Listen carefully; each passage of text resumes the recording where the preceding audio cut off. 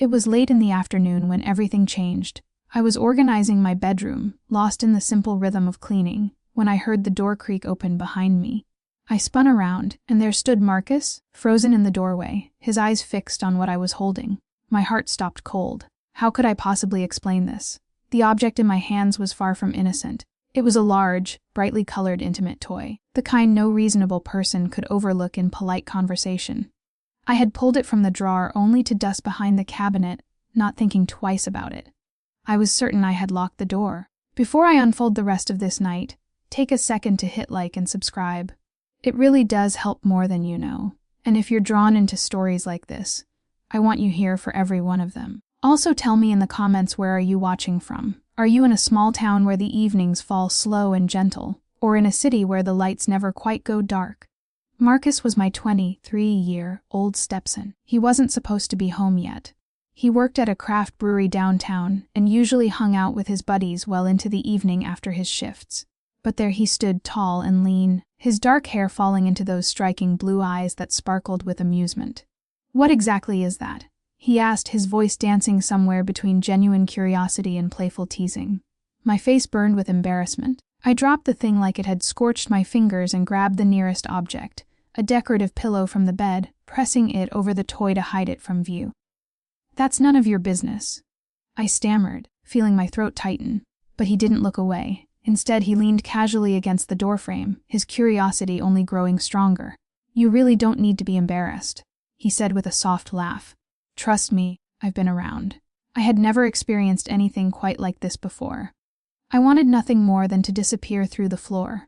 The nerve of this young man, standing there so completely at ease while my entire world crumbled around me. I forced out a weak laugh, desperate to deflect his attention. "Marcus?" I said, trying to sound firm. "Mind your own business. You shouldn't even be in here." But he didn't move. For several long seconds, silence wrapped around us, thick and almost suffocating.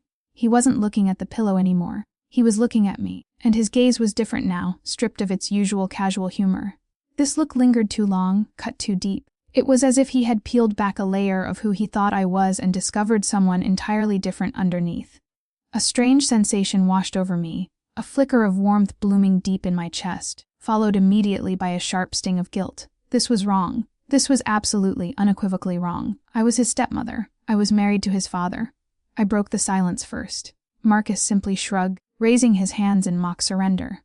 All right, he said lightly. But before he left, he cast one final glance my way, a look that sent my already racing thoughts into complete chaos. When the door clicked shut behind him, I sank onto the edge of the bed, the pillow still pressed against my chest, my heart hammering wildly. I couldn't bring myself to put the toy back in the drawer. Something invisible had shifted in the air between us, and no matter how hard I tried to ignore it, I knew I would never see Marcus the same way again. For the rest of that evening, the moment replayed endlessly in my mind. I went through the motions, cooking dinner, folding laundry, sitting beside Harold on the couch while he flipped through old Western movies on television. But Marcus's knowing smile and that unsettling gleam in his eyes haunted me. Harold barely noticed my distraction. That was nothing new. Since his retirement, he had retreated into his hobbies: gardening, woodworking, crossword puzzles. I didn't resent him for it. That would have been too simple.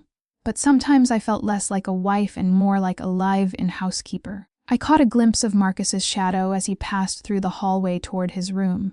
The muffled bass of music thumped from behind his door, so out of place in the quiet stillness of our home. My heart leaped unexpectedly at the sound. I turned back to Harold. He had drifted off in his recliner, chin drooping toward his chest, the television droning on. I thought about waking him. Then I wondered why I should bother. I stood and wandered into the kitchen, grateful for a moment alone.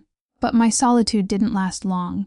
Marcus appeared, barefoot and silent, on the hardwood floor. He wore a faded t-shirt and sweatpants, his hair tousled like he had just run his fingers through it.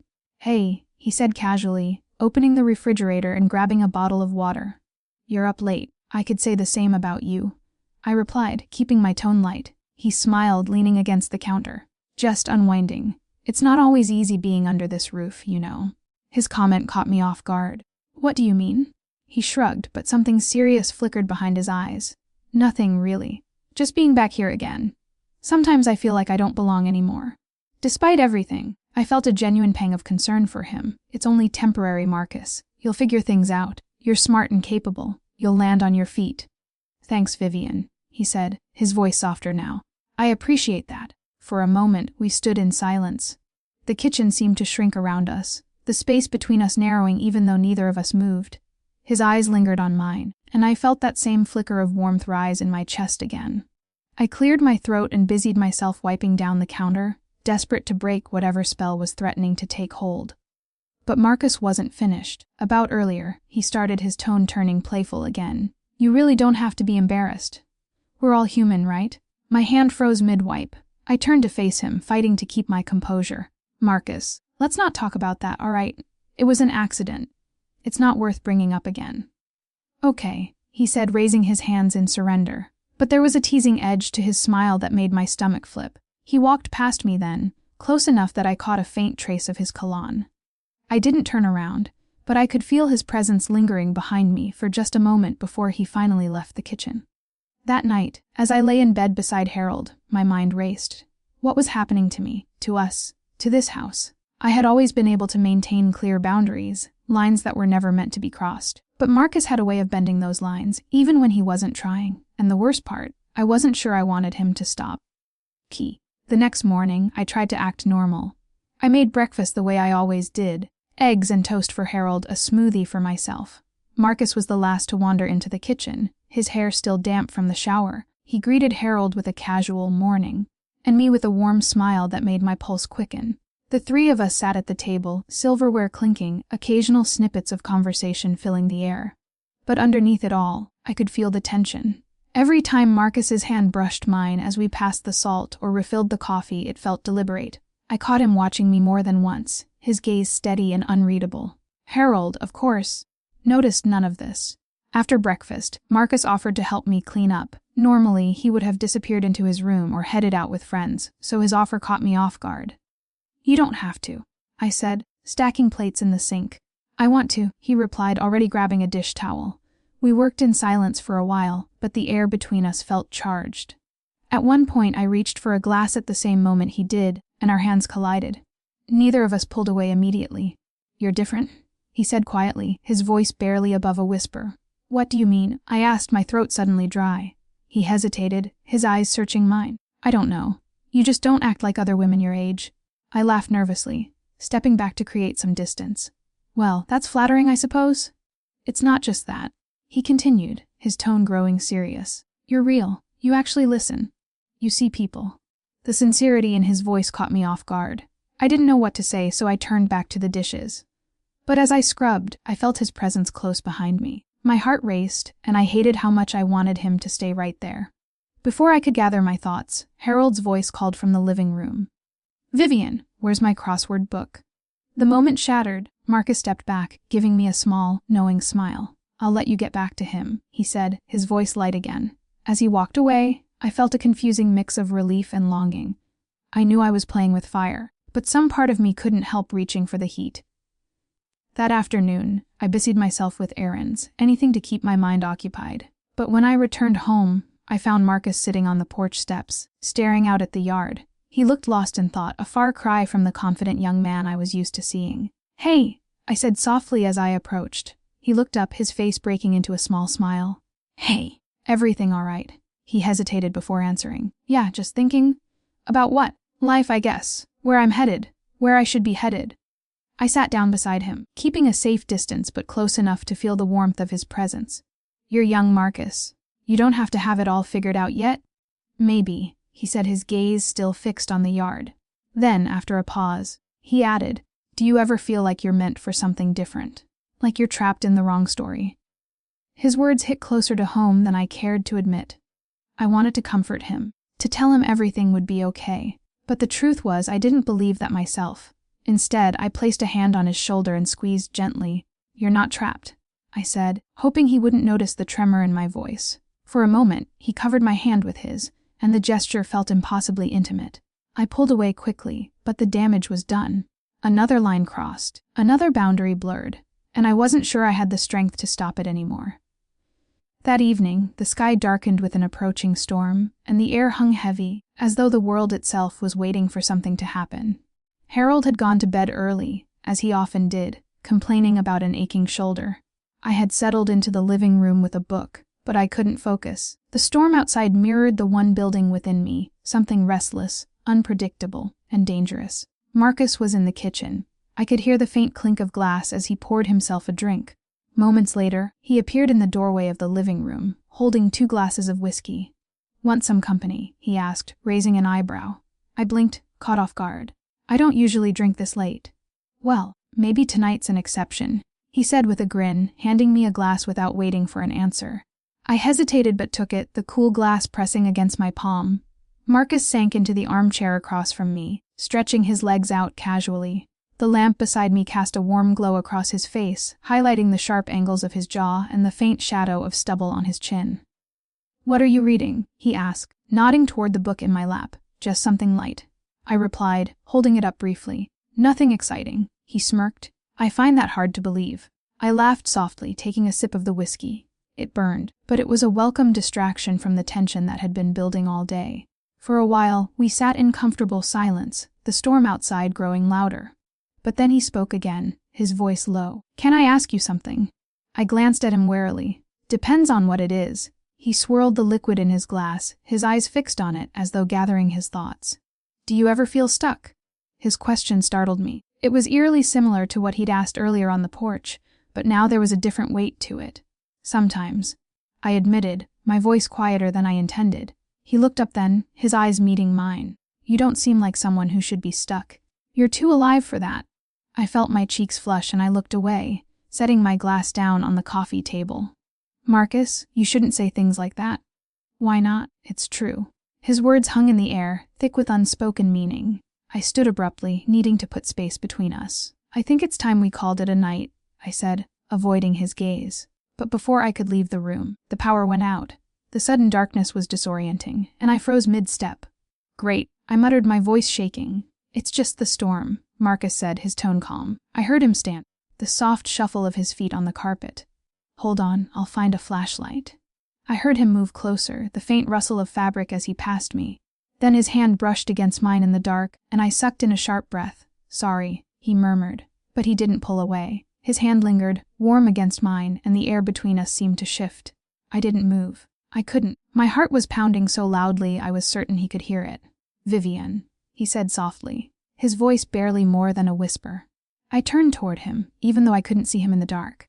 But I could feel his presence, his warmth, his steady breathing, and then his hand slid up to my wrist, holding it gently. "This is a bad idea," I said, my voice trembling. "I know," he replied. But he didn't let go. The first crack of lightning lit up the room for a brief second, and in that moment, I saw his face earnest, vulnerable, and impossibly close, and then he kissed me. The kiss was soft at first, tentative, as though he was waiting for me to push him away. But I didn't. Instead, I found myself leaning into him, my hands gripping his shirt as though he were the only solid thing in a spinning world. When the lights flickered back on, we broke apart, both of us breathing hard. The reality of what had just happened hit me like a wave, and I stepped back, my hands trembling. "This can't happen," I said, shaking my head. Marcus didn't argue, he just stood there, his expression unreadable. "I know," he said again, his voice steady, but the damage was done. The next few days were a blur of stolen glances and unspoken words. I avoided Marcus as much as I could, throwing myself into chores and errands, anything to keep my mind occupied. But no matter how hard I tried, I couldn't forget the feel of his lips on mine or the way his hand had lingered on my wrist. One evening, as I was folding laundry in the guest room, Marcus appeared in the doorway. "We need to talk," he said, his voice firm. I didn't look up. "There's nothing to talk about." "Yes, there is." He stepped into the room, closing the door behind him. I sighed, setting the laundry down and finally meeting his gaze. "Marcus, whatever this is, it has to stop. It's wrong." "Is it?" he asked, his tone challenging. "Because it doesn't feel wrong to me." His words sent a shiver down my spine, but I forced myself to stay calm. "You don't understand. If Harold ever found out..." "He won't," Marcus interrupted. "And even if he did, do you really think he'd care? He barely notices you anymore." His words stung, partly because they were true. But that didn't make them right. "This isn't about him," I said, my voice rising. "It's about us. About the fact that this, whatever this is, can't happen. It's not just wrong, it's impossible." Marcus took a step closer, his eyes locked on mine. "Why?" "Because you're afraid of what people might think. Because you're afraid of what you might feel." I opened my mouth to respond, but no words came out. Vivian, he continued, his voice softer now. I'm not trying to make this harder for you. But I can't pretend I don't feel something for you. And I don't think you can either. I felt tears pricking at the corners of my eyes, and I looked away. I don't understand this, I whispered. Then explain it to me, he said, his tone pleading. But I couldn't. I couldn't explain the war raging inside me, the guilt, the fear, the longing. So instead, I shook my head and pushed past him, leaving the room without another word.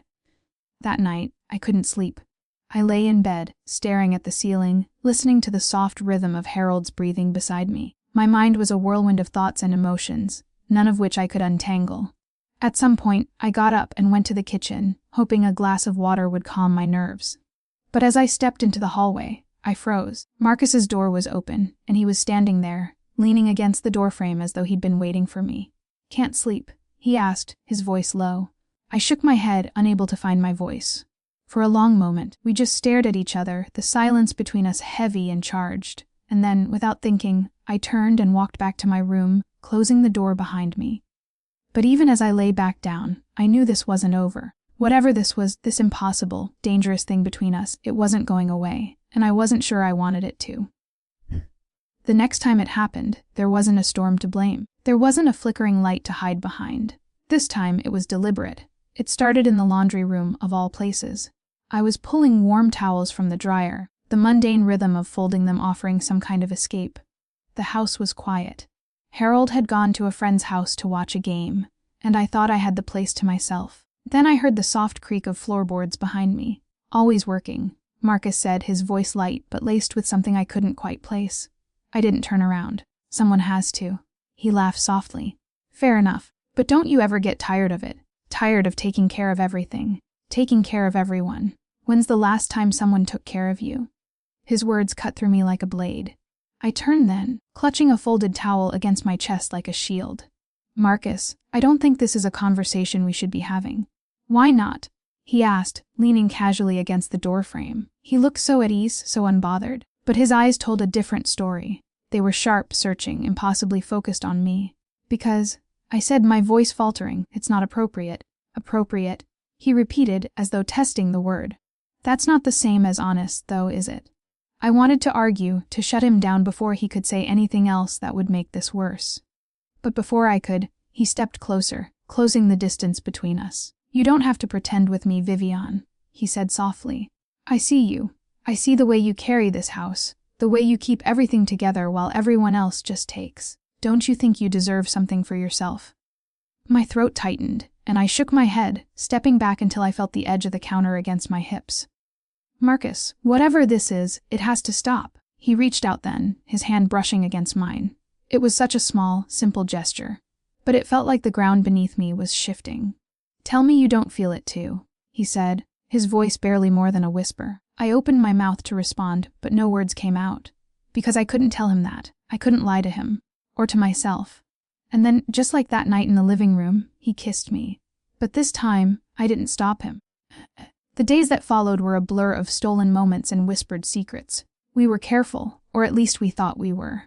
Marcus was good at finding excuses to linger in the same room as me, offering to help with dinner, fixing a broken cabinet door, even volunteering to run errands with me. At first, it was thrilling, the rush of something forbidden. But the reality of our situation weighed heavily on me. I knew it couldn't last. I knew it was only a matter of time before everything came crashing down. One afternoon, as I was putting away groceries, Marcus came up behind me and wrapped his arms around my waist. I stiffened, glancing toward the doorway. Marcus, I hissed, trying to pull away. Harold could walk in any minute. He's at the hardware store, Marcus said, his voice calm and relaxed. But I couldn't relax anymore. The paranoia was starting to eat away at me. Every time Harold looked at me, I wondered if he knew. Every time Patricia, our nosy neighbor, waved at me from across the street, I felt like she could see right through me. We need to talk, I said, turning to face Marcus. About what? He asked, his expression unguarded. About this. About us. His jaw tightened, and for the first time, I saw a flicker of frustration in his eyes. This has to stop, I said, forcing the words out. It's too risky. It's not fair to Harold. Harold, Marcus repeated, his voice rising.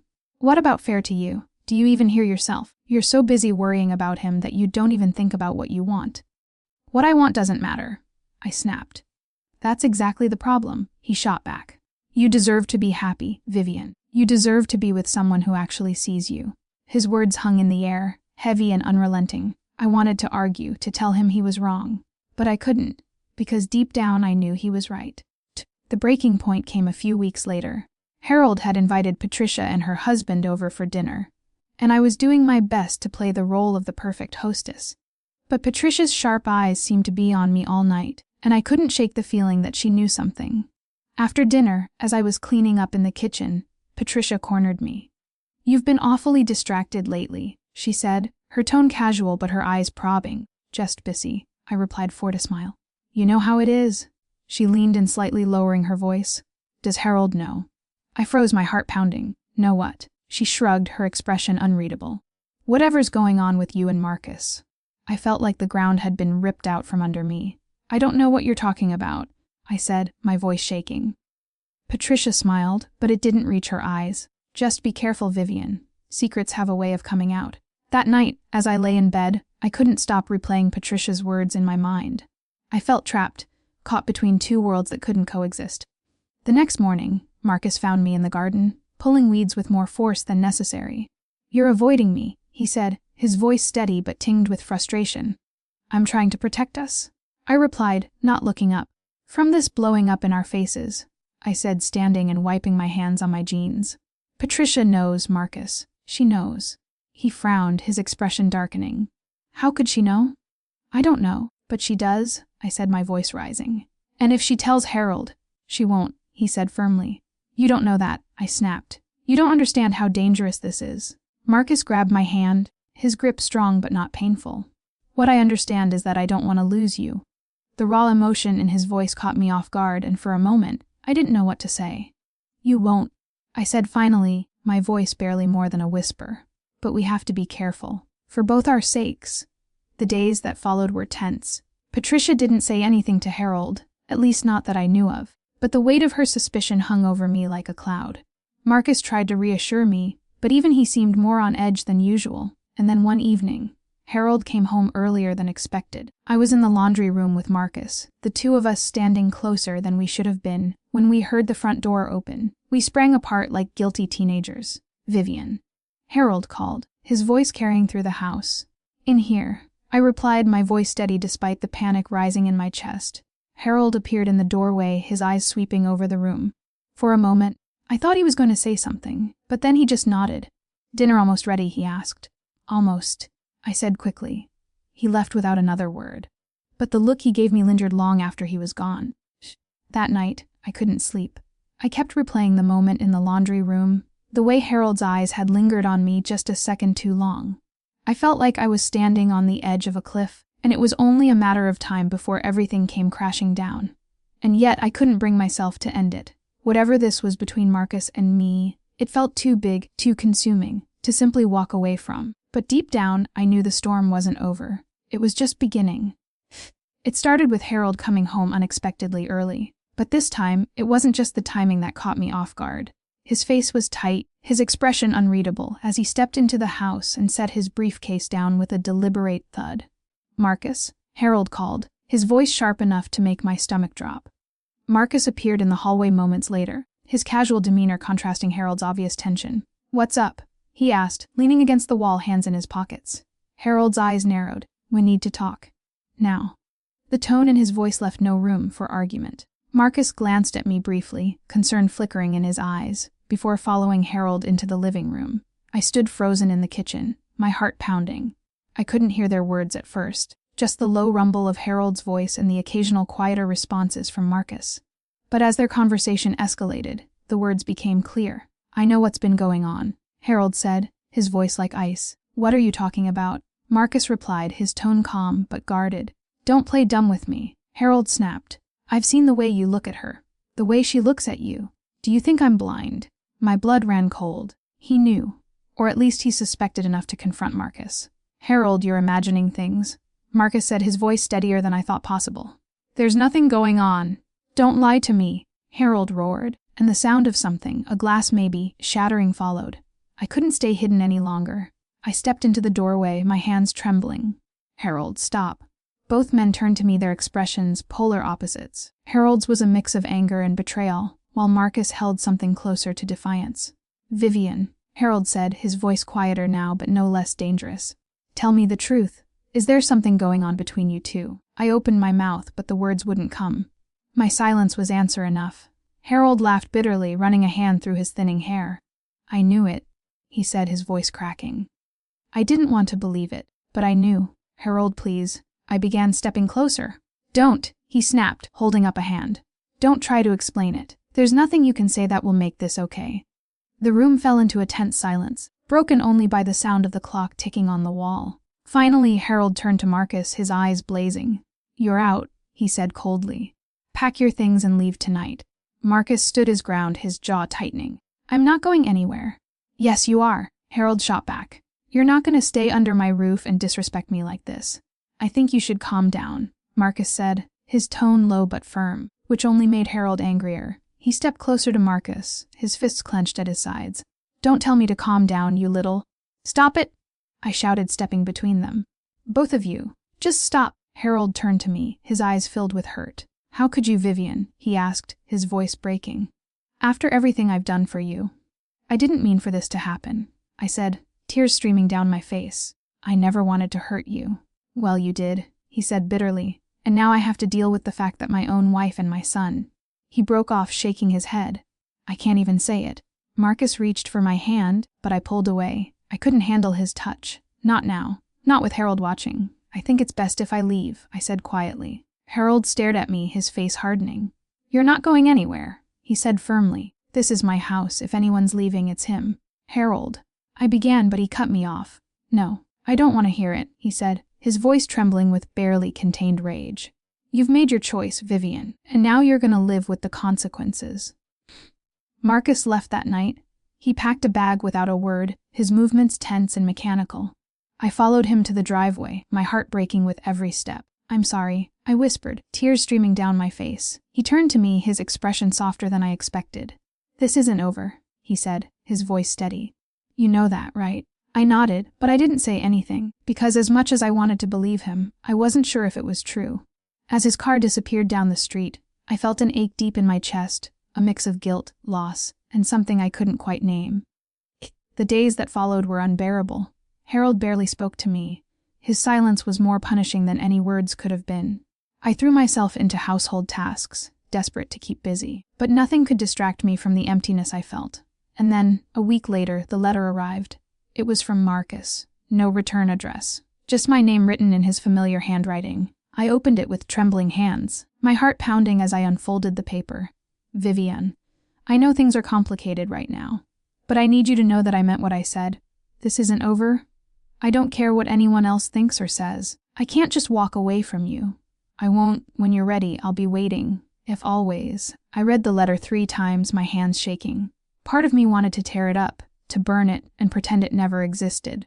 But another part of me, a part I didn't want to admit to, clung to his words like a lifeline. That night, I tucked the letter into the back of my dresser drawer, hiding it away like a secret I wasn't ready to share with the world. Because deep down I knew Marcus was right. This wasn't over. Not by a long shot.